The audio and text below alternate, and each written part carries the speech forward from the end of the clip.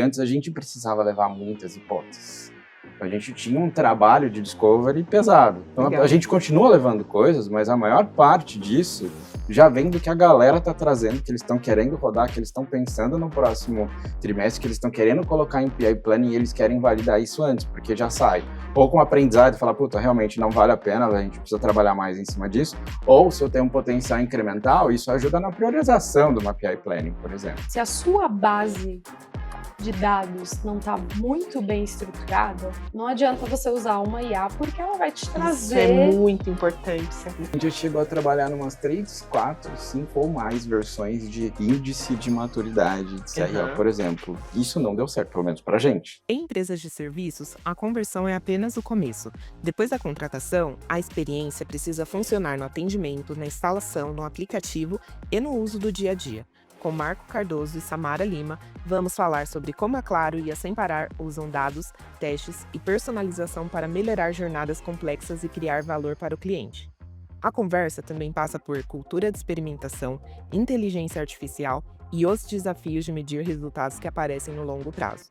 Ouça agora e entenda como usar CRO quando o serviço é o próprio produto. Gente, quero começar esse episódio agradecendo pela participação de vocês, Marco, Samara. Obrigada por ter aceito o convite. O Marco, que chegou recentemente de Londres, vários insights, né, Marco, da conferência. Um tema aí que a gente vai desenvolver ao longo do papo. Para começar a esquentar aqui os nossos motores, vamos começar por temas que geram curiosidade, vocês sabem, vocês estão presentes ali na comunidade, e várias vezes, principalmente para as pessoas novas que acabam chegando, é um tema que traz muita curiosidade, que é sobre estruturas de time. Queria que vocês contassem um pouquinho, dentro do que vocês trabalham hoje, da estrutura, como é a estrutura do time de dados, de CRO que vocês atuam hoje. Ladies first. Bom, hoje a gente está dentro da estrutura de marketing, eterna briga, né, de se o e-commerce fica no comercial, no marketing. Hoje nós estamos na estrutura de marketing. A gente tem uma diretoria de e-commerce com quase 50 pessoas, então é um time bem grande. E hoje eu estou à frente do time de dados dentro da gerência de dados de e-commerce. Então a gente olha muito ali para frente de aquisição, o time olha também para a mídia, apoia na estratégia de vendas digitais. E junto com a gente tem também o time que cuida de dados de retenção, então para toda a nossa base de clientes, onde a gente oferta os outros serviços, olha para dentro do app. E o CRO está dentro do time de growth, que também está na diretoria de e-commerce, então está meio que todo mundo junto ali, ajudando a alavancar as vendas. E esse time de CRO, ele é composto por quais funções? Hoje o time de CRO especificamente tem só analistas de CRO mesmo. Tá. Então eles fazem a estratégia e é um time cross. Toda a diretoria de e-commerce, a gente tem 2 mesas de performance, onde a gente tem uma pessoa de cada disciplina. Então a gente tem uma pessoa de dados em cada mesa de performance, uma pessoa de CRO em cada mesa de performance, uma pessoa de dev, uma pessoa de UX. Então, a gente cuida das demandas dentro da mesa de performance e CRO só tem mesmo pessoas que cuidam da estratégia, porque todas as outras disciplinas têm uma área específica. Representante. Legal. Muito bom. E na Claro, Marco, como que é? Bom, primeiro, prazer enorme estar aqui de novo, batendo esse papo com vocês. Uma honra. Mas indo direto ao assunto aqui, acho que a estrutura da Claro, a gente tem um time aí de 14 pessoas, numa estrutura dentro do Centro de Excelência Digital, que a gente chama. Então, o grande desafio dessa diretoria é garantir que os produtos digitais e a visão da transformação digital aconteça com disciplinas-chave. CRO e Growth Digital é uma delas aqui, né? Então, com o desafio de garantir que essa disciplina vai acontecer dentro dos produtos digitais de maneira cross, que a gente tem 12 produtos de maneira geral aqui, e esse volume segue aumentando, mas obviamente o principal trabalho está em cima de e-commerce e de e-care, no fim das contas. Então, a jornada de aquisição, tanto para novos clientes quanto para a própria base, porque a gente é uma empresa multisserviço, no fim das contas, como que a gente engaja esse cara e garante que a navegação dele para um autoatendimento seja fluida. Então, falando de estrutura de time, e foi um dos pontos que eu até gosto de contar essa história aqui, quando eu cheguei na Claro em 2018, eu brinco que eu recebi uma folha em branco com limitações orçamentárias, no sentido de coloca experimentação e o trabalho de CRO do jeito que você acredita. E aí eu acredito muito, assim, eu vim de analytics, assim, no fim das contas, meu background, né? Mas por ser publicitário de formação, eu fui, essa questão heurística, essa questão de experiência de navegação, está muito intrínseca dentro de mim como conceito do que eu acredito, né? Do jeito que eu penso em funil de conversão.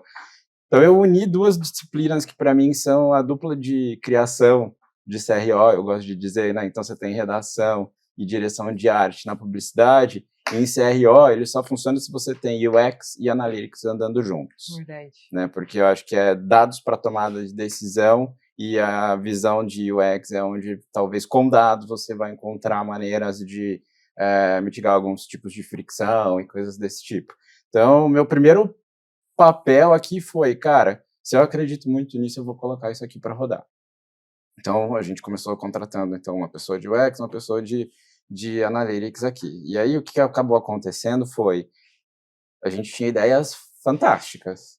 Só que a gente ia lá bater na porta dos times de produto digital, lá na época, em 2018, do tipo, você tem 5 minutos para ouvir a palavra de CRO, sabe? E, obviamente, o cara tava no olho do furacão, com a sprint rodando, coisas para entregar, e ainda num ambiente em que não existia não tinha virado a chavinha mesmo, assim, de mindset de pensar em experimentação. Então o cara falou, cara, eu não sei se é de comer, de passar no cabelo, ainda por mais que eu acho que existia um movimento ali e eles, principalmente a liderança, nas minhas primeiras conversas, de, cara, entendo que isso pode trazer resultado para mim, mas eu estou comprometido no tri, ou às vezes no semestre, às vezes no ano, com esse tipo de entrega que eu preciso fazer. Então volta depois a gente conversa. Então isso acabou acontecendo um pouco no começo, a gente falou, cara, a gente precisa de um dev. A gente precisa de um dev porque, senão, assim, não adianta a gente querer convencer os times de produto digital, todos os squads, a fazerem um negócio que, às vezes, eu acho que a gente precisa mudar esse mindset primeiro. Sim. Então, a gente só fez o trabalho de CRO tracionar aqui quando a gente montou a tríade, onde a gente tinha o Analytics e o UX gerando essas hipóteses, trabalhando, tanto no Discovery quanto em colocar isso para rodar, e o Dev por trás colocando o experimento para rodar, e aí, obviamente, foram vários tests and learns da estrutura desses três rodando com o produto digital, e às vezes na ansiedade, putz, subir a teste. Cara, o que aconteceu aqui? Mudou a jornada? Não, peraí, então a gente teve vários alinhamentos nisso, mas foi a partir do momento que a gente colocou um Dev para rodar, e codar os experimentos junto conosco, que a gente ganhou atração. E aí, obviamente, esse trabalho começou no e-commerce, foi para o Care, foi para o Flex, foi para o time de TV, e a gente foi, tipo, Gremlin positivo aqui, a gente foi ganhando cada vez mais territórios, e hoje a gente tem uma atuação onde o grande desafio é que todos os times tenham maturidade digital suficiente, todos eles, acho que principalmente, uns mais, outros menos, já trabalham muito bem em experimentação, então tem uma questão de a gente tem a governança, a gente tem uma estrutura de framework que a gente já definiu, que a gente roda desde 2018, que é baseada, o coração é isso que eu contei, né, basicamente. Então a gente está muito num trabalho de alguns times, cara, vem cá, eu já pesquei por muito tempo para você, mas eu acho que está na hora de você começar a pescar junto comigo, pelo menos, para depois você pescar sozinho. Então, a gente está, em alguns times, tirando um pouco o pé de eu ser o braço de execução e operação. E a ideia é dar mais autonomia para eles, enquanto outros times a gente precisa pegar na mão e falar, vem cá que você ainda tá devagar, assim, então eu vou empurrar mais forte sua bicicleta com o rodinho. Eu tô cheio de analogia hoje aqui, né? Só antes de Não, pode falar. Você falou um ponto anterior na história da jornada dessa estrutura de time, que eu acho que é a dor de muita gente que está acompanhando a gente, não só de CRO, mas acho que times de growth e marketing em geral, que é um setup que eu acho que você não tenha tanto esse problema, Samara, por ser um time mais horizontal, em que o profissional de CRO está inserido, né? Mas no seu caso, é um time de CRO que queria experimentar em mais áreas, né? Mas todas essas áreas, digamos assim, tinham donos. E muita gente, muitos profissionais têm um problema que é conseguir a bênção desses times que são responsáveis por essas áreas, esses pontos do produto, seja lá o que for, para deixar você rodar experimentos lá. Claramente, você passou já dessa fase, tanto que você já está num ponto, digamos assim, de se tornar centro de excelência para ajudar os outros times a rodarem os testes. Mas como você disse, em alguns times, você roda o próprio teste e tudo mais. Mas como que foi esse momento? O quão difícil foi? Ou se você teria alguma orientação para quem está travado nesse momento de conseguir um ok de um time para deixar que você rode experimentos ali no terreno deles, digamos assim? Eu acho que o principal ponto foi explicar a metodologia, explicar que você não vai derrubar vendas, explicar que você tem guardrails para rodar em cima disso, né? Em cima disso é amostra, é base, tipo questão de audiência controlada, então não é para todo mundo. Então tivemos uma etapa educacional, vamos dizer assim, de fato contar a palavra de CRO, assim. Mas fluiu super bem. Eu acho que a chave disso é relacionamento. Se você chega com os 2 pés no peito ali e fala, tipo, não, você tem que fazer, não sei o que lá e tal, puta, o cara vai fechar a porta pra você. É o jeito certo. Então eu acho que você tem que ter aquele jeito mineiro de chegar ali. Eu não sou muito. Eu sou mineiro no sotaque nessa parte. Mas eu acho que tem um lance de você construir o relacionamento, e eu acho que a chegada do Dev foi crucial para que eles de fato abrissem as portas a partir do momento que eles entenderam. Pelo menos você não ia tomar horas deles, né? É isso, esse é o ponto. Assim, autorização. Você vai continuar fazendo as suas entregas, Sim. O Dev vai ser como se fossem entregas complementares para provar valor. E aí, obviamente, o que acabou acontecendo é que a galera foi pegando gosto, é óbvio, é um vício positivo aqui, né? Porque, pô, é legal você ver um negócio, a hipótese sendo validada ou não, que a gente entra muito aqui numa questão de aprendizado com o que não deu certo também, né, para iterar sobre. E eles foram pegando gosto. E aí eu acho que entrou numa onda de antes a gente precisava levar muitas hipóteses. A gente tinha um trabalho de discovery pesado. E aí, como a galera foi pegando gosto, vários dos squads, vários dos produtos nos quais a gente já atua, hoje a gente tem uma cerimônia que a gente chama de labs, que é bem de laboratório de ideias e validação do todo do framework mesmo. Então, a gente continua levando coisas, mas a maior parte disso já vem do que a galera está trazendo, que eles estão querendo rodar, que eles estão pensando no próximo trimestre, que eles estão querendo colocar em PI Planning e eles querem validar isso antes, porque já sai. Ou com aprendizado, falar, puta, realmente não vale a pena, a gente precisa trabalhar mais em cima disso. Ou se eu tenho um potencial incremental, isso ajuda na priorização do PI Planning, por exemplo. Então, a gente chegou nesse nível da galera discutindo, óbvio, não é 100% de PI Plannings, muitas vezes que são discutidas em cima de potencial incremental, porque nem todas os trabalhos, né, as histórias que os times de produto estão desenvolvendo, elas são direcionadas por meio da validação de hipóteses por meio de um teste AB, por exemplo. Né? Claro. Tem muita coisa, às vezes, que é de back-end, tem muitas coisas que, puta, não necessariamente precisam ser testadas. Claro. E aí isso é muito legal de ver acontecendo. Eu acho que a partir do momento, da primeira vez, que eu vi a galera discutindo algumas histórias de priorização em cima de resultado, de experimento que a gente rodou, citando o trabalho que foi feito, eu falei, puta, é isso. Estamos no caminho certo. Claro, entendeu? Com certeza. Muito bom. E Samara, na verdade, você podia terminar, que eu cortei a sua história de como é que está o setup do time hoje. Você estava chegando lá e eu te cortei, né? Então, hoje a gente está muito numa situação de... Tem times que a gente está direcionando para autonomia, enquanto outros times a gente está tentando dar uma acelerada justamente para chegar num nível onde o que eu acredito a gente vai ficar como governança, como framework, tendo toda a visão do que todos os produtos estão fazendo, atuando em conjunto muito em situações mais complexas, por exemplo, mas que os times também têm autonomia, porque eu acho que aí a gente, de fato, escala a cultura de experimentação. Né? Hoje ainda muito centralizado no que a gente faz e na maneira como a gente conduz. E eu acredito que para escalar, eu preciso abrir mão disso no fim. O time falando aqui. Soltar o filho pro mundo. Abrir mão de... É isso, exatamente. Deixa eu Já fazer... que você tá com essas analogias. É isso. Vai ser o podcast das analogias aqui hoje. Muito bom.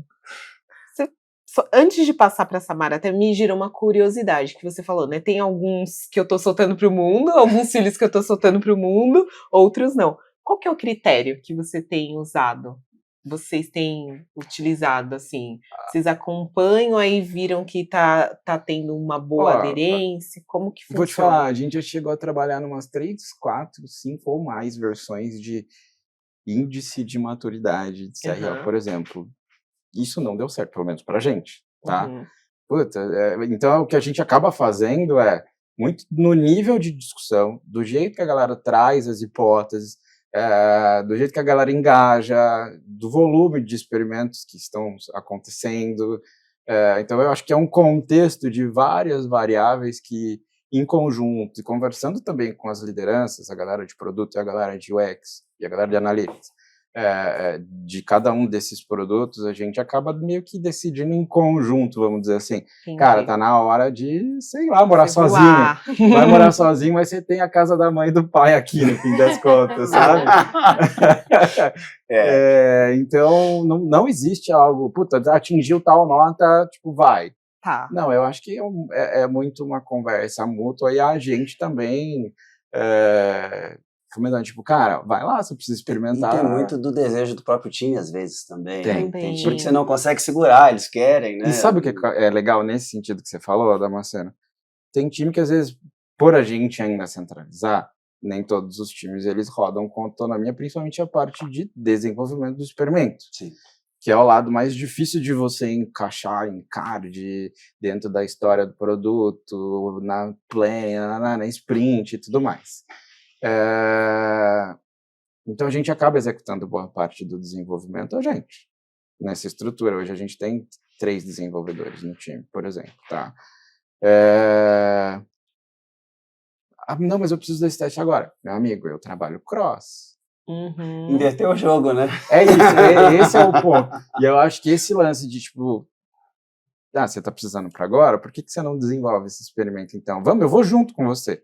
Não tô, tipo, falando que você vai fazer sozinho. Então, eu acho que entra muito nessa discussão, mas a gente, inclusive, tomou essa visão de, cara, a gente precisa dar autonomia para esses produtos, para escalar, porque a gente virou gargalo. Sim. E aí, tipo, todo mundo pedindo, e eu, tipo, acho isso muito legal. Maravilhoso. Né? É sensacional a galera acreditar no trabalho de CRO para colocar o roadmap de produto em evolução constante ali, no fim das contas. Só que aí a gente começou a não responder na velocidade que era preciso. Sim. Então eu acho que a gente está nessa discussão, ainda tem muitas coisas a acontecer. Isso que eu estou falando está muito mais em algo que eu almejo do que algo que de fato acontece, mas é de fato como eu acredito que a gente vai seguir evoluindo em cultura de experimentação aqui na Claro. Muito bom mesmo. Eu fiquei curioso, Samara, que esse setup que você descreveu, ele é muito mais incomum do que o que começou da Claro que o Marco descreveu, né? Que, já temos ali um profissional de CRO que fica inserido em times horizontais e tal. Eu não sei se isso começou, você já estava lá ou não, mas eu fiquei curioso como que começou, quem teve essa iniciativa, essa maturidade, vamos dizer assim, de os nossos times cross tem que ter alguém de CRO ali para a coisa funcionar. Como é que foi isso? De onde veio essa... O CRO, ele começou no digital, é onde começa, né? Sim. No e-commerce. Sim. E era uma pessoa só tocando o dia a dia do time, e a gente tinha uma squad já multidisciplinar, então a gente havia a eficiência de ter pessoas de disciplinas diferentes ali trabalhando no dia a dia. E conforme o time de growth foi crescendo, o próprio time de growth viu a necessidade de criar mesas de performance para frentes diferentes e ter uma pessoa de experimentação ali junto. Porque como a experimentação começou quando o canal digital estava também começando a crescer, e growth também, então meio que cresceu junto. Foram juntos, exatamente. A gente ainda está construindo muita coisa, apesar de já estar... Eu entrei lá em 2018, foi quando a gente internalizou o CRO e começou a fazer os experimentos e trazer essa disciplina. Mas ainda tem muita coisa para construir e também a gente já começa a enxergar alguns gargalos, porque quando as outras áreas perceberam o valor de testar antes de jogar para o mercado todo, eles também começaram a fazer os seus pedidos. E aí, mesmo que a gente tenha 3 pessoas dedicadas em cada mesa de performance, ainda assim está sendo um gargalo que a gente tem que fazer uma fila de priorização e entender o que vai entrar primeiro. E o que você acha que gera essa vontade no pessoal de querer rodar experimentos além do que vocês mesmos já fazem, de querer que uma coisa passe por experimento? Você acha que está simplesmente na visão de que assim eles conseguem ver o aumento exato na conversão? Passa talvez pelo aprendizado sobre o público que leva a novas hipóteses, ou uma coisa que o Marco falou, que você pode expandir uma coisa que ganhou num lugar para outros produtos, que eu acho que na Sem Parar deve acontecer muito, né? Como vocês têm muitos produtos diferentes, essa venda constante de novos produtos, né? Não sei se tem a ver com isso, de expandir esse aprendizado e aplicar em novas áreas, é a questão de redução de risco, de que se algo der errado eu consigo identificar no teste. O que você acha que a galera vê como um grande benefício, assim, para querer que a coisa passe por um experimento? Porque muitas vezes quando a gente vai querer, assim, expandir a cultura de experimentação, passar a palavra do CRO, a gente quer entender, pô, o que eu posso oferecer como benefício para esse time para convencer eles a rodar esse experimento. No seu caso, isso está acontecendo organicamente, né? Vocês estão virando um gargalo, como o Marco também falou. Por que a galera quer rodar esse experimento? Por que outros times querem? Eu acredito que é um pouco intrínseco da cultura ali do Sem Parar, que a gente já nasceu inovador. Você pensar que lá em 2020 você ter uma passagem automática é um pouquinho da cultura do Sem Parar já querer testar coisas. Começa aí. E vem também do ponto do risco. Então, quando a gente percebe que tem como testar pequeno e errar pequeno, é algo que a gente propaga muito. Vamos testar. A gente tem muitas coisas para entender se isso vai dar certo ou não, mas a gente não precisa ter um prejuízo grande. A gente pode testar pequeno, errar pequeno, e se der muito certo, ótimo, a gente escala. Então, penso que é um pouco cultural mesmo. Legal. Tem um ponto, o Rafa falou, né, o que fez com que as pessoas quisessem testar.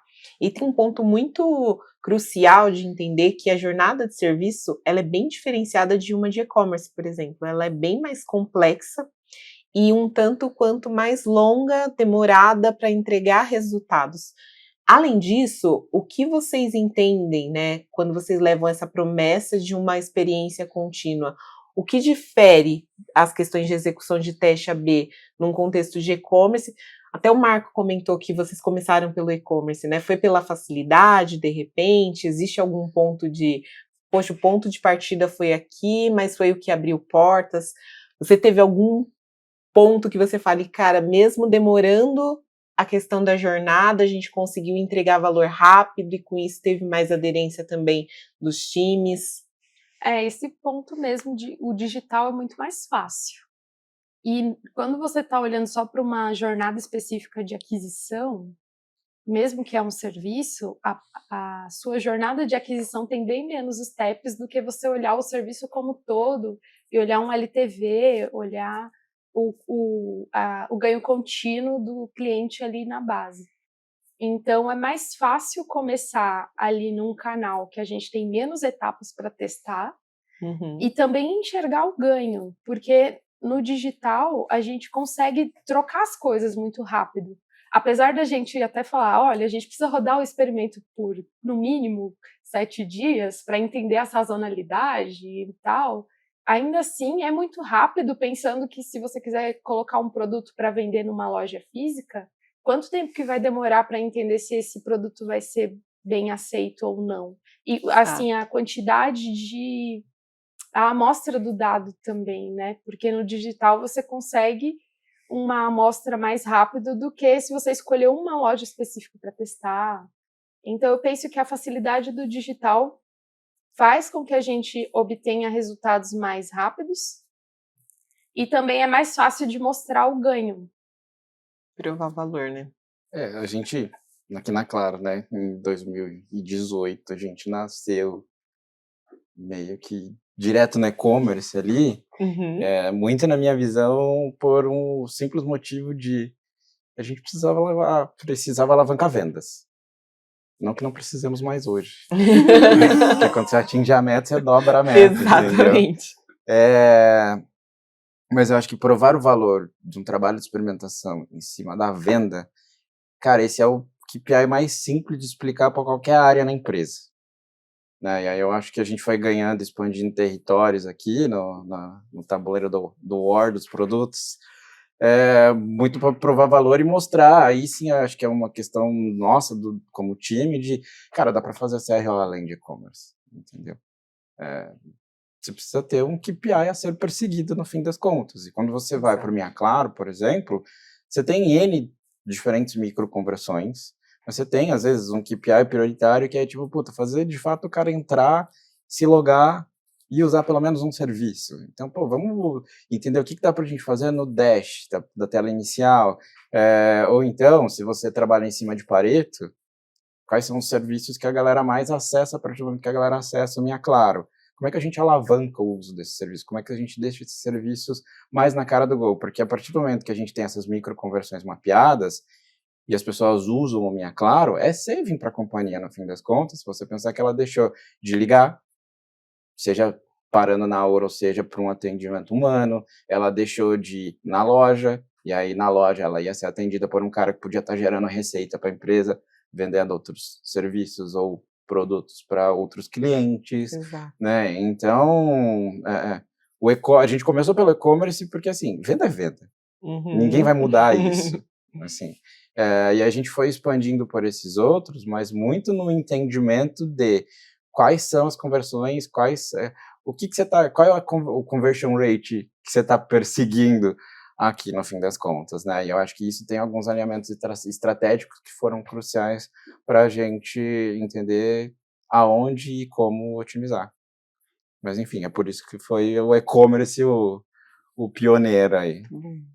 Ainda nessa linha de jornadas complexas, vocês têm um desafio de complexidade parecido, que no seu caso, Marco, você tem clientes muito distintos, desde o cara que só quer o WhatsApp dele funcionando bonitinho ali no celular, a demandas complexas de business, e você tem que atender tudo isso com jornadas muito distintas. E você também tem jornadas muito distintas, Samara, porque a Sem Parar Corpay, né, cresce, tem aquisição envolvida por todo lado, tem vários serviços distintos, não é só uma tag mais, né, muitas coisas cresceram. E mais uma vez, aí você tem públicos distintos, necessidades distintas, renda, tudo é diferente. No caso de vocês dois, num cenário de complexidade assim, eu imagino que personalização seja uma ferramenta bem importante, mas ao mesmo tempo complexa, tecnicamente complexa, implementação difícil, tudo é difícil. Coerência de jornadas, né, na hora que você abre para personalização, essas várias jornadas são multiplicadas, né? Como é que vocês enxergam? O que vocês já fazem de personalização? O que vocês pretendem fazer? Se quiser falar de stack, que a galera sempre quer saber de stack, principalmente nessa parte de personalização e tudo mais. Verdade. Como é que é o mundo disso para vocês hoje? No que ajuda? No que ainda não é o ponto? No que ainda precisa haver evolução? Tanto da tecnologia quanto do uso que vocês fazem, porque ninguém também nunca está satisfeito com o que está fazendo de personalização atualmente, né? Como é que é isso para vocês? Pode começar você, Samara. Ladies first. A parte das necessidades de personalização que a gente encontrou foi muito fazendo teste AB. Então, olhando, é muito mais fácil fazer ainda ali no e-commerce, na parte de aquisição. Então, a gente percebeu muita diferença quando a gente fazia personalização para públicos diferentes, falando de regionalização do produto, por exemplo. A Tássia até postou esses dias, né, que dados demográficos nem sempre é um fator que você vai usar para personalizar, mas no caso do Sem Parar, por exemplo, que a gente tem redes de uso diferentes no Brasil todo, sim. Não adianta eu oferecer um serviço meu para um cara que está lá no Nordeste se ele não vai conseguir usar a tag dele lá. Exato. Então, uma das personalizações que deu muito certo quando a gente fez foi personalizar o site baseado na localização daquela pessoa, oferecendo o produto que ela ia conseguir usar ali na região dela. Muito bom. Então, isso deu muito certo na época que a gente fez. Outro case muito legal que a gente fez ali na parte de aquisição foi entender se o usuário que estava acessando o nosso site ele já era um cliente ou se ele não era um cliente. Baseado em algumas coisas do comportamento dele, a gente entendia isso e ajudou muito na ponta da retenção. Então, às vezes a gente está medindo só ali o topo, né? Ou só ali o nosso bloquinho. Você se concentrou em melhorar a experiência para o novo usuário e você acabou melhorando de quem já é cliente. Sim, porque a gente queria, olhando para aquisição, vender mais. Então, a gente entendia que talvez se a gente mostrasse ofertas diferentes para o cara que já é cliente do que para o cara que não é, a gente ia melhorar a nossa taxa de conversão. E depois, alinhando os temas e nos comitês, a gente entendeu também que melhorou na retenção, porque a gente tinha muito problema de um cliente, por exemplo, acessar o site e ver uma oferta lá que ele não tinha, ele ligar na retenção, eu quero essa oferta aqui. Por que eu não posso ter essa oferta sendo cliente? Você causa um mal-estar, né? Mostrando tudo. Né? Exato. Então, isso foi um dos ganhos que a gente não tinha pensado no começo, e depois a gente foi perceber que foi um impacto muito grande numa outra ponta. Então, tem que olhar a jornada completa, né? Por mais que a gente está trabalhando só num pedacinho, nunca é só ali o impacto. É importante ter essa visão sistêmica. Hoje a gente está começando ainda a personalização para quem é cliente, que aí realmente a gente vai para vieses muito maiores, assim, e jornadas muito diferenciadas. E a gente está estruturando essa parte, começando a crescer, mas eu entendo que é muito ali olhar a jornada do cliente, entender quem é seu usuário. No teste AB a gente consegue entender alguns caminhos. Outra coisa que o pessoal está fazendo muito legal, muito em parceria ali, o nosso time de desenvolvimento com a UX, é fazer sala espelho e pesquisa, o time de NPS ali também, para entender perfil de usuário. Porque às vezes a gente pensa muito no teste AB, a gente precisa atingir tal amostra de pessoas para validar um teste.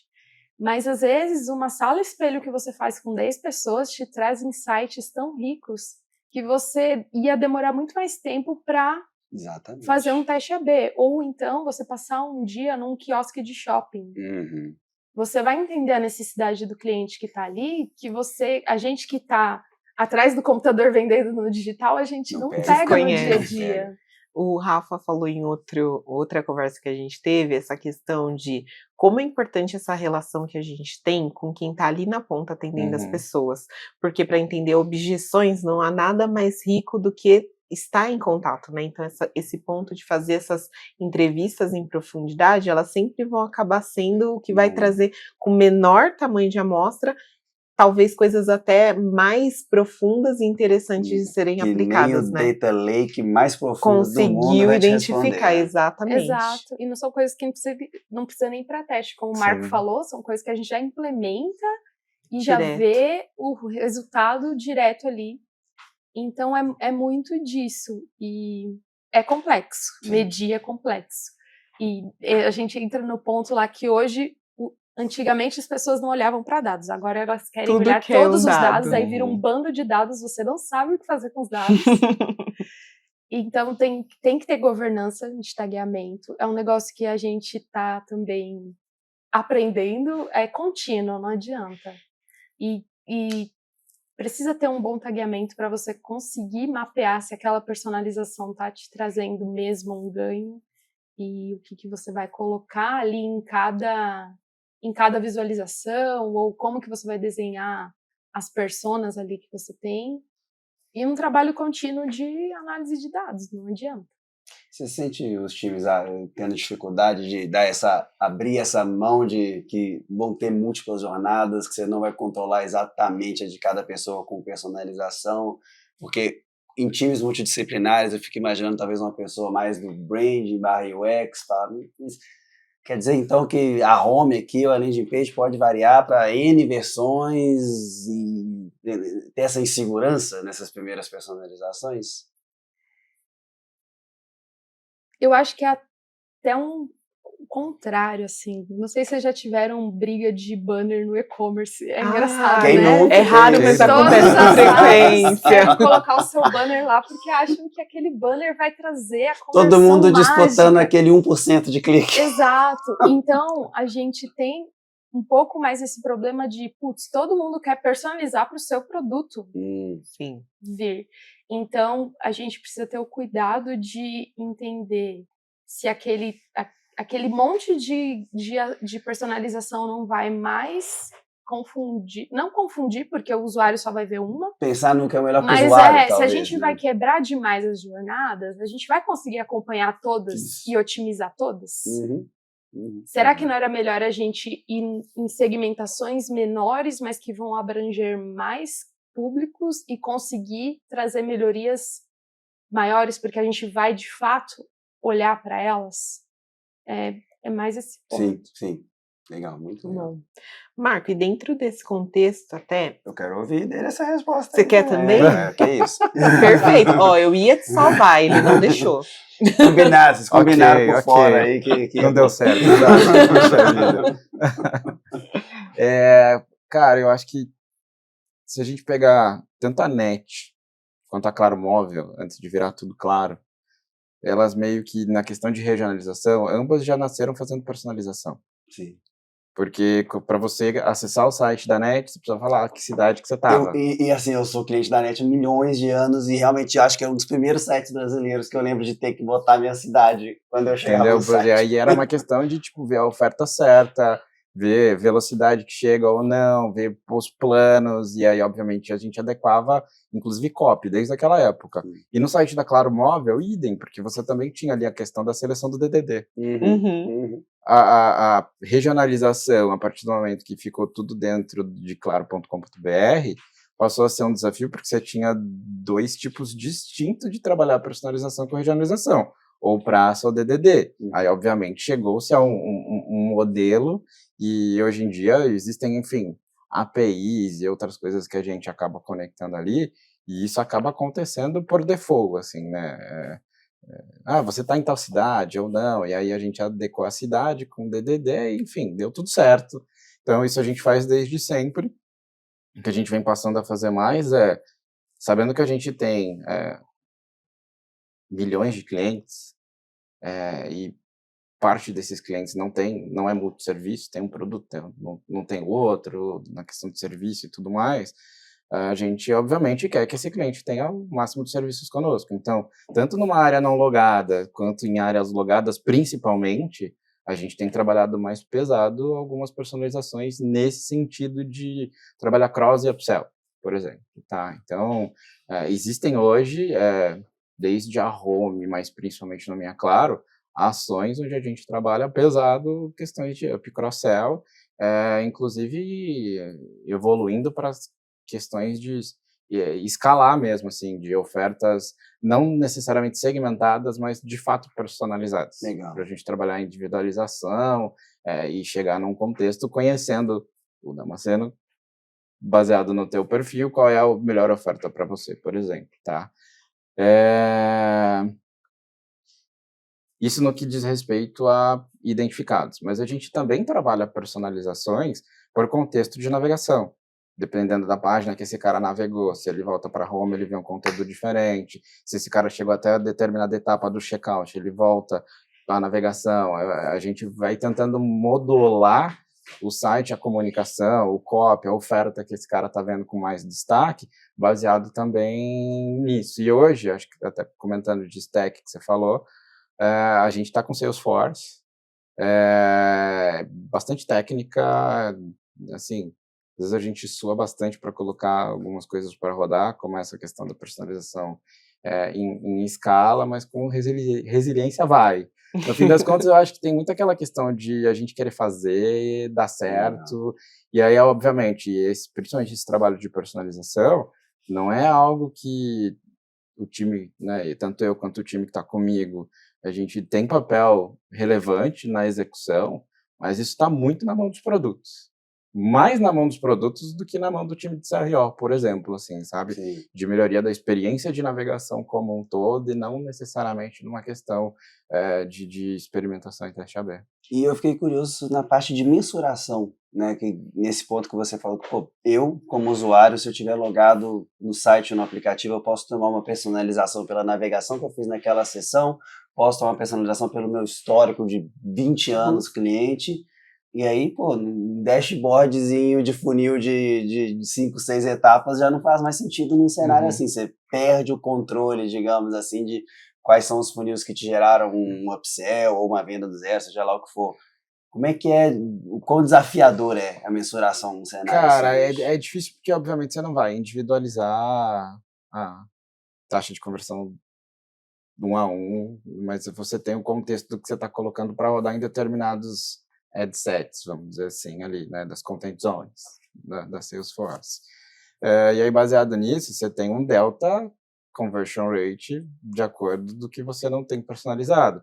E a partir do momento que a gente trabalha mais individualizado, aumenta e aumenta quanto taxa de conversão versus um funil de conversão tradicional. Então a gente Você tem uma visão mais assim, quem recebeu alguma personalização converteu X. Você não vai poder se dar o luxo de querer analisar cada personalizaçãozinha, qual foi o resultado ali, mas pelo menos você sabe, pô, a estratégia de personalização. É isso. Então eu acho que a gente parte do Big Number para entender efetividade e eficiência. E se você precisa, de fato, debruçar sobre alguns números, aí sim, aí você vai mergulhar em Data Warehouse, né? E aí vamos investigar o perfil de cliente que converteu, como é que ele é, porque aí isso gera insight também. Então, qual é o perfil de cliente que converteu e por quê? E aí, o que a gente tem começado a discutir, até pela questão de nível de maturidade do uso das jornadas personalizadas, você pode fazer teste AB do que você está personalizando. Claro.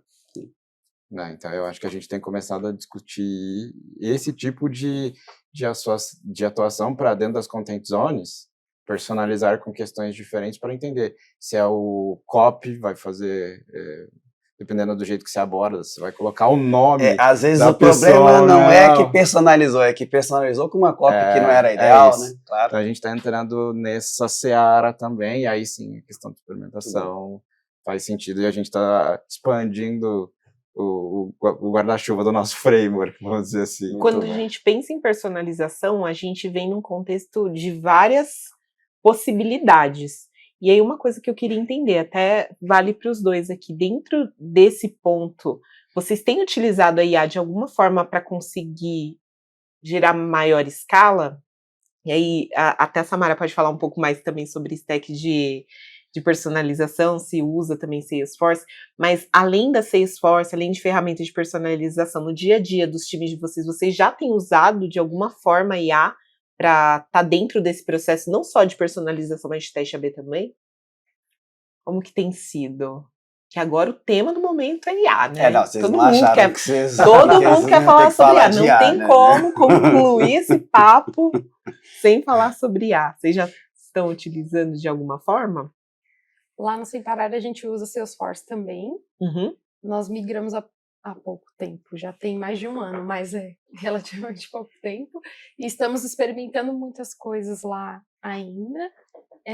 De IA a gente também está começando a experimentar muita coisa também, experimentar alguns agentes de análise de dados, experimentando como que... É mais ainda na parte de análise mesmo, como que eles conseguem trazer... Como que a gente dá o contexto para ele, trazer hipóteses para nós e trazer dados, resultado, ainda em construção. Como a gente está numa empresa muito grande, que tudo a gente precisa ter muita segurança, né, do que a gente coloca na ferramenta, tudo tem que ser homologado. Então a gente vai fazendo aos poucos e construindo ali junto com o time de tecnologia. Mas sim, é um tema que está a empresa inteira falando, com né? Foco em quantos agentes cada um já tem, quem já tá construindo coisas. É muito interessante. Quem queima mais rápido. Exatamente. Né? É facinho queimar, viu? Nossa! Teve uma empresa que eu estava atendendo recentemente, que a gente estava fazendo um modelo, e eles colocaram essa limitação. Não, fizeram um teste, gastou muito dinheiro, gastou muitos R$ 1.000. Não tem como agora passar nada se vocês não fazerem uma projeção.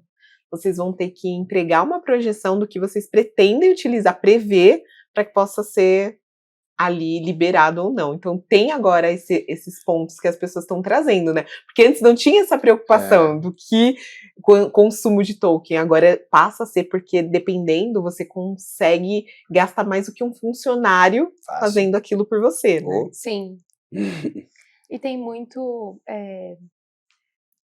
se a sua base de dados não está muito bem estruturada, não adianta você usar uma IA, porque ela vai te trazer... Isso é muito importante você falar. Então, por isso que a gente vai aos poucos, porque a gente primeiro está entendendo o quanto está madura a nossa base de dados.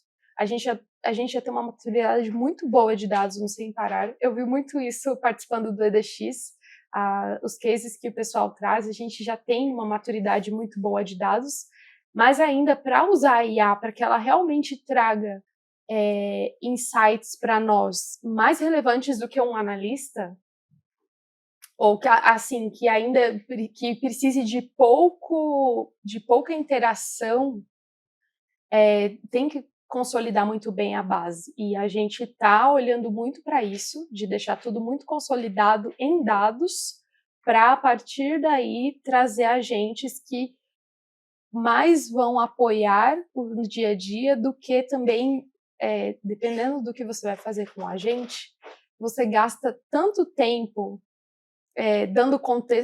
dar contexto é importante, mas você gasta tanto tempo ajustando o que ele está trazendo, que talvez se você fizesse como analista, você traria aquilo mais 2 horas rápido. automatizando uma tarefa de 15 minutos. Exato. Então, por isso que a gente está indo aos poucos, que a gente tem muito essa preocupação de consolidar muito bem os dados que a gente tem, antes de passar esse contexto para os agentes e construir eles. Mas são coisas que tem que andar em paralelo, né? Eu acho que eu vou acabar dando uma resposta muito parecida que Samara, no fim das contas, né? Eu acho que existe um incentivo muito grande, inclusive, de cima para baixo, assim, de tipo, cara, a gente precisa transformar e escalar baseado nisso, né? Mas, claro, é gigante também. Então, tem N questões quanto à segurança, à privacidade, uso dos dados, Então, temos várias discussões rolando, tem muita coisa acontecendo. Aí, falando e dando uma resposta muito honesta, no que a gente roda do nosso framework, tem muito pouco ainda do que a gente acredita que a gente pode ter. Sim. Então, a gente está numa fase de estudar todo o processo, entender aonde cabe, por que cabe, e o que a gente vai fazer baseado nisso. Assim. Então, tá todo mundo falando disso, eu falo disso com o time toda semana, mas a gente ainda não colocou e virou a chavinha de falar assim, beleza, tudo que a gente faz é com AI, no fim das contas. E aí, vou pegar o gancho até para contar rapidamente, porque eu acabei de voltar lá do London Circus, e o palco, o tema foi esse, o evento todo. Sim. Né? E o que foi muito legal do evento é que eles promovem muitas mesas redondas sobre discussão de temas aleatórios com AI em experimentação, no fim das contas. E foi muito bacana de ouvir outras pessoas e de fato perceber que tá todo mundo na mesma página, no mundo todo. Então, raramente você vai enxergar, e acho que em conversas, acho que tem uma conclusão comum do que eu vi ali, não vale a pena você colocar a IA no processo todo. Vale a pena você colocar a IA onde é a tua dor. Onde é a tua dor hoje? Então, eu vi gente lá discutindo em mesas redondas que, cara, eu coloquei IA para desenvolver. Então, eu estou trabalhando com IA para escalar e para desenvolver mais rápido os meus experimentos. Tem outro que fala, não, eu estou com IA para encontrar fricções de UX. E aí, baseado nisso, eu antecipar a minha questão de discovery. Assim como eu vi gente falando, cara, eu estou com IA para insight, que daí esse cara vai analisar tudo. Né? Então, tem tudo depende, aí a minha questão, um dos grandes aprendizados que eu percebi ali é, cara, você não precisa colocar a IA no processo todo. Gargalo que ela resolve, né? Aonde você precisa focar em IA é talvez aonde seja o principal gap, a principal dor do teu time para rodar a experimentação hoje, assim. Exato. E aí eu voltei cheio de ideias e, obviamente, espero colocar em prática com o time aí daqui para frente. Muito bom, muito bom. Antes da gente chegar aqui nas nossas perguntas finais, porque sim, gente, estamos chegando ao final. Deixa eu trazer um tema antes. Você quer trazer? Por incrível que pareça, eu quero mudar do assunto IA. Quem Ele- me viu, quem me vê. Quem te viu, que te vê, realmente. Mas Eu dependendo vou a gente deixar, claro. Não, porque assim, foi interessante um ponto que eu fiquei pensando em algumas coisas que vocês falaram, e coisas que eu li sobre vocês também na minha grande preparação, tá, para esse episódio, que, por exemplo, Samara, o tema geral aqui seria tipo um pouco da agilidade versus qualidade, digamos assim, porque você publicou um artigo falando sobre a importância, e eu concordo 1.000.000%, a importância de se fazer o básico bem feito, né, antes de fazer firula, né, se a base da pirâmide não está firme, não adianta. E assim, eu fico pensando, né, toda essa... E no nosso papo aqui hoje, né, você falou muito dessa coisa de, pô, para acelerar a personalização, primeiro eu tenho que garantir que eu vou conseguir mensurar direito, para IA eu preciso dos dados confiáveis, etc, etc. Como é que se equilibra no dia a dia numa empresa que eu tenho certeza que tem metas agressivas, porque está sempre tendo aquisição, entrada de novos produtos, novos serviços, etc, etc. Como é que se equilibra essa maturidade, né, digamos assim, sem o básico acontecendo bem feito, sem o dado confiável e tudo mais? Não adianta a gente querer acelerar com essa pressão corporativa que você e acho que a maioria de quem estiver acompanhando a gente tem, de estar sempre batendo meta, e se bate a meta dobra, etc, etc. Como é que é para vocês? Precisa ter muita conversa, tudo é combinado, né? A gente, eu sou de dados, então eu tendo a ser um pouco Caxias com tudo bem certinho, bem estruturado, mas eu trabalho num time de performance que todo dia muda a prioridade. E o mundo hoje ficou mais acelerado, né? Acelerado. Às vezes você tá vendo uma coisa de manhã e você já vê que tem que mudar porque não tá bom, e à tarde já tem que ser outra coisa. Você instalou o Cloud Code, mas de tarde o Codex já é melhor. Então, tem que ter mesmo esse equilíbrio. É muito de combinados. Então, entender o combinado de até o que eu preciso ter, que é extremamente necessário, que não vai prejudicar a escalar esse tema, mas o quanto que eu preciso acelerar, que eu não vou prejudicar, que isso aqui, quando eu for fazer, já vai estar morto. Já não vai valer mais a pena. Então, é muito combinado. É você sentar o time de produto tem 5 produtos para testar, mas a gente só tem um dev para desenvolver. Tá, então vamos entrar no acordo? Qual que é o mais importante para você? Sim. Até onde a gente pode esperar esse para trazer esse? E muito também de olhar impacto e esforço, né? Se o meu esforço para deixar isso aqui totalmente redondo vai demorar muito e o impacto vai ser isso aqui? Não. Então, sim. Vamos fazer e errar pequeno, que é aquilo de novo, né? Talvez, se eu testar isso aqui sem estar totalmente perfeito para um grupo pequeno de pessoas, o impacto não vai ser grande. Uhum. Então, eu testo aqui do jeito imperfeito mesmo, como tá, para ver como vai ser o impacto. Se aquilo ali for legal, se dá um baita resultado, aí sim, a gente vai estruturar e escalar. Se não, eu já testei, não deu certo, não vale a pena perder tempo com isso e acabou. Claro, não adianta perfeccionismo numa coisa que já se provou. Sim, total. Legal. No seu caso, Marco, algumas coisas que eu vi que me dão a impressão, e você vai confirmar pra gente, que você já valoriza. Eu apoio as duas visões, mas eu tenho a impressão que você valoriza abre mão, digamos assim, de um perfeccionismo, às vezes, que também é muito do que a Samara acabou de falar, pela agilidade, porque, se eu não me engano, não lembro se foi um texto, um vídeo de palestra que eu vi, de você falando de decisões de teste que você não precisa tomar com 95% de significância, vai com 90%. Também tem um case de teste que vocês fizeram na Black Friday usando um Bandit, né, e tudo mais. Queria que você falasse um pouco dessa coisa de como é que, normalmente, um time de experimentação é responsável pela precisão, pela validação científica, padrão ouro e tudo mais. Como é que você casa isso, mas dessa vez com o contrário, com entregando agilidade, dando essa flexibilidade nas decisões em cima de significância estatística, a importância de rodar um teste, às vezes optando por um algoritmo Bandit em vez de um bayesiano frequentista teste normal. Como é que é isso num ambiente que é extremamente dinâmico como o da Claro? Assim, ainda mais numa Black Friday, por exemplo, que é o caso desse Bandit. Momento sensível. Eu acho que o lance do Bandit, especificamente falando, às vezes a gente tem ofertas relâmpago que rodam por pouco tempo. Você não vai rodar um AB Bayesiano. 15 dias. Porque a oferta relâmpago acontece 2 dias. Puta, não dá. Então, em cima desse tipo de contexto, Black Friday e idem, uma que você não pode correr risco de perder resultados. E outra que você precisa colher minimamente um resultado prévio, um resultado muito mais rápido. E o Bandit te entrega isso, né? O modelo meio que nasceu para isso, na questão da divisão ali entre as variantes, entregando para quem está performando melhor no fim das contas, sem perder a relevância estatística. E muitas vezes o próprio AB, dependendo do resultado dele, a gente divulga o resultado prévio, mas às vezes dá vontade de não divulgar.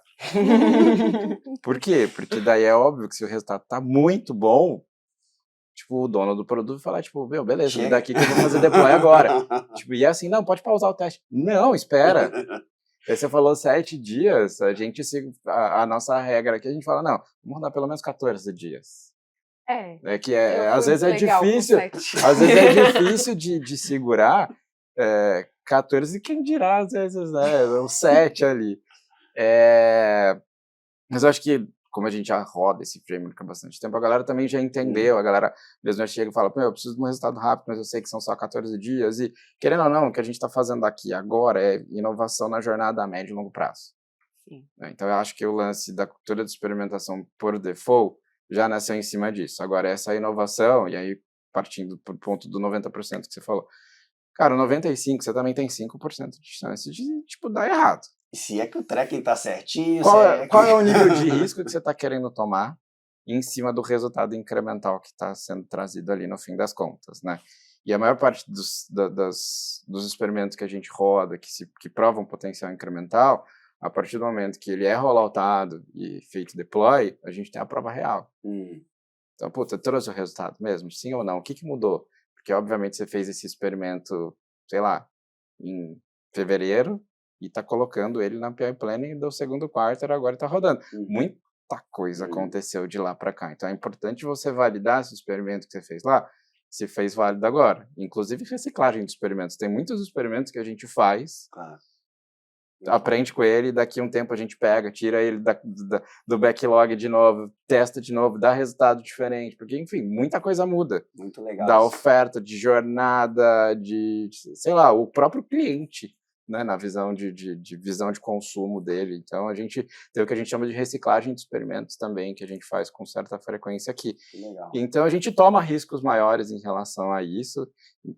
Eu tenho uma visão também, uma cabeça mais voltada para negócio, assim, por mais ter vindo da área de dados, eu não me considero Caxias de falar, não, tem que ser 98%. Não, porque senão a gente não vai conseguir provar resultado. É isso. É isso que a gente sempre discute. Então, dependendo do que está vindo, a gente resolve abrir mão do rigor estatístico para garantir um potencial incremental e, tipo, fazer a roda girar. E acho que é um mercado tão dinâmico, no seu caso, tão concorrido também, que tem que se discutir muito o custo de adiar uma decisão, né? Não só, tipo, quanto de risco você quer correr, mas o quanto custa eu me expor a menos risco, deixar rodar mais uma semana, Sim. Né? No caso do teste que você vai aceitar e conferindo o resultado com o tempo, né? Então é bem dinâmico mesmo. E essa coisa da reciclagem de teste eu achei muito legal, acho que pouquíssima gente Poucos que faz, fazem. Né? É muito mais até agradável profissionalmente, digamos assim, você ficar pegando em teste novo, hipótese fresquinha e rodar, mas é o que você falou. Porque nem sempre o que vai resolver é algo novo, mas algo que você deixou de fazer o básico, como a Samara trouxe. E o pior funcionou, mas agora tá te machucando, né? Porque, de novo, muito concorrido, seu mercado muda o tempo todo, tudo muito apertado, o consumidor muda, né? No seu caso também, Samara. Então, Quem disse, né? Que aquele ângulo no headline que funcionou em fevereiro tá funcionando agora em maio. Até hoje, É. verdade. Pessoal, a gente já colocou vocês na fogueira, já falamos temas polêmicos, eu amei a resposta da IA, para que as pessoas entendam que, poxa, tá tudo bem. Você precisa O mundo ter não é bem o Twitter, pavimentado. né? Exato. Mas assim, Nem esteja Instagram. pensando nisso. Exato. Se você não tá fique pra minimamente trás. estudando, aí não tá tudo bem, eu acho, sabe? É controlar, é o equilíbrio entre controlar a ansiedade, entender o hype, mas isso. também se manter antenado, estudando e, igual vocês falaram, nós não estamos parados. O você planejar também é andar, caminhar, porque se você não tiver confiança nos seus dados, principalmente, a IA vai consumir aquilo que está chegando até ela. Então é muito interessante. E aí eu queria agradecer vocês, a gente está chegando aqui ao final do nosso episódio, então agradecer, mas antes de mais nada, queria abrir para vocês falarem como as pessoas se conectam com vocês. LinkedIn, nas redes, como elas podem bater um papo maior também sobre esses pontos que vocês trouxeram, como que elas encontram vocês? Primeiro agradecer, foi um prazer estar aqui, muito bom conversar com gente da área, trocar tanta ideia. Eu sempre falo para as pessoas que eu conheço e quando me perguntam como que cresce na área, como que aprende, eu falo muito, vejam podcasts, participem de eventos, porque para mim não tem nada mais precioso do que ouvir experiência de outras pessoas. Verdade. Você pode aprender muita coisa no teórico, mas ouvir experiência de quem já fez, de quem está inserido ali no contexto, é fantástico. Muito obrigada pelo convite. A gente que agradece. Vocês me encontram no LinkedIn como Samara Lima. Procurem também pelo Sem Parar Corpay. A gente está cheio de oportunidades lá. Olha aí. Aproveitem. Tem no seu time também as oportunidades ou é no geral? No geral. Legal. Tem dentro do e-commerce. Olha aí. Muito bom, muito bom. Sem Parar, inclusive, que abriu espaço, né? Lembrando que a gente fez um evento super bacana, claro, também, já abriu espaços em que a gente pôde promover sobre sistemas de CRO, de growth, muito bacana, muito legal. Então, recomendo também a empresa para todos que estiverem procurando. Muito bacana. Boa. E você, Marcola? Marcola, né? A gente nem Marcola, falou que você é mais conhecido como Marcola. Eu já tava achando estranho aqui. Não já. Vocês, primeiro, obrigado. Papo animal. Acho que a gente poderia ficar por horas. Podemos ainda, hein? Ficar por bastante. Até cortaria a luz aqui, né? Apagou, acabou, chega. Acabou. Não, mas eu acho que isso, com certeza, uma conversa leva a outra e a gente vai seguir conversando daqui e nos próximos eventos da comunidade idem, tá? E aí, para quem quiser continuar esse papo, me mandar também perguntas, dúvidas, comentários, reclamações, falar que eu falei mentira aqui e tal. Pro saque da Clara. Marco Antônio Cardoso Júnior, Cardoso com Z. E no Instagram, @CardosoJR. Mas no Instagram é muito mais sobre minhas meninas em casa, Fernanda e Maria Alice, e cerveja artesanal. Muito bom. Opa, então... como é que é? Muito bom também. Então, no Instagram eu sou mais low profile nesse sentido, no LinkedIn vira e mexe, estou publicando coisas relacionadas a CRO, growth, afins. Muito bom. E o senhor? Que? Não tinha perguntado, né? Eu não sei como te acham? Instagram, não. Tem que pesquisar aí, Rafael Damasceno Instagram no Google. Ou perguntar para o Cláudio, né? Aí acha. E o LinkedIn, não sei de cabeça. Rafael Damasceno, mais fácil. Vai aparecer uns 3 músicos de axé, que tem uns 3 inacreditável com esse nome, é inacreditável, mas em algum momento... Ô Rafa, eu fui procurar você, apareceu um desenvolvedor. Não. Eu virei vibe coder, né, nos últimos tempos. Pois e era nessa pegada. Sério? Você. Mais um? Meu Deus. Mais um. Procura pela minha cara no Instagram e no LinkedIn, Rafael Damasceno, se aparecer a minha cara. No CRO Verso. CRO diferente, Verso. Ele é um músico de axé. Não, pelo amor de Deus, prefiro ser um desenvolvedor. Muito bom, pessoal. O meu, fácil, né, tá sendo